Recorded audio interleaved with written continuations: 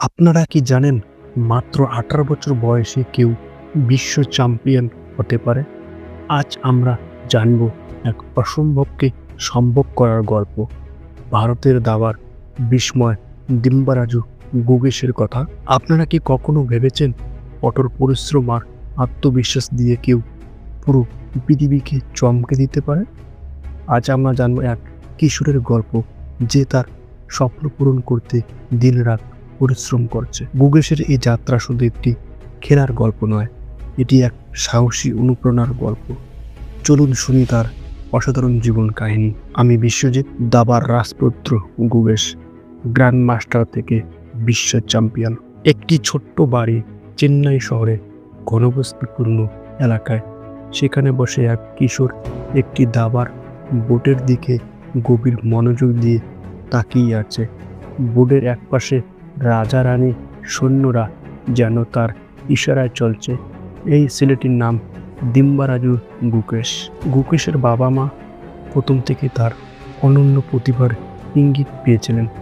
বাবা ছিলেন একজন চিকিৎসক আর মা একজন শিক্ষিকা, কিন্তু গুকেশের মন বরাবরই বইয়ের পাতা ছেড়ে অন্যদিকে, দাবার বোর্ডের দিকে।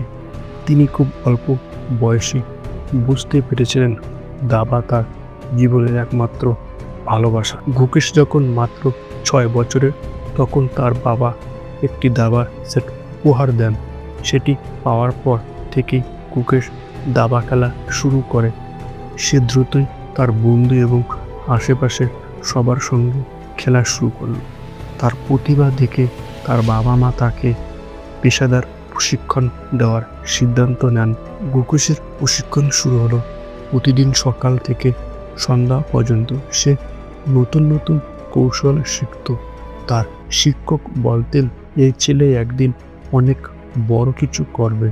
কিন্তু এত কষ্টের পরেও গুকেশ কখনো ক্লান্ত হতো না। 12 বছর বয়সে গুকেশ গ্র্যান্ড মাস্টার হয়ে যায়। এটি ছিল একটি বড় অর্জন, কারণ এই বয়সে খুব কম মানুষ এই উপাধি পেয়েছে। গুকেশ তখন থেকেই বিশ্বজয়ের স্বপ্ন দেখতে শুরু করছিল। তার লক্ষ্য ছিল সবার সেরা হওয়া।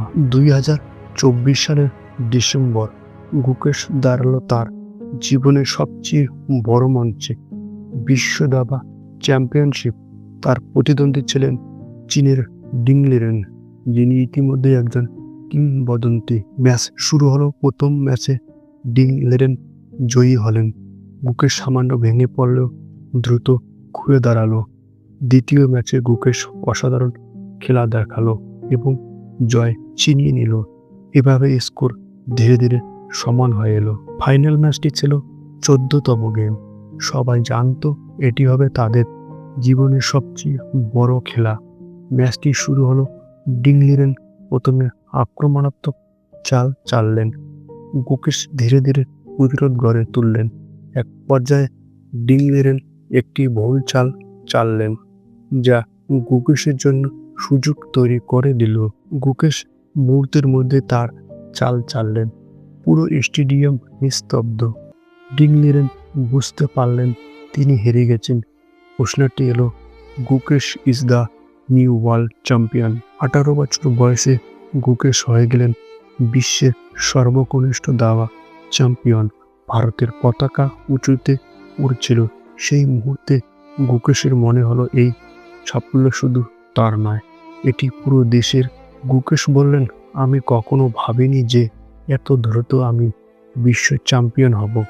এটি আমার কঠোর পরিশ্রম এবং আমার পরিবার ও শিক্ষকদের সহযোগিতার ফল।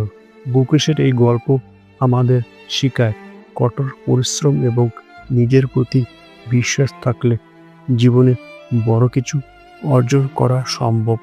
গুকেশ আজ শুধু একজন খেলোয়াড় নয়, এক অনুপ্রেরণা।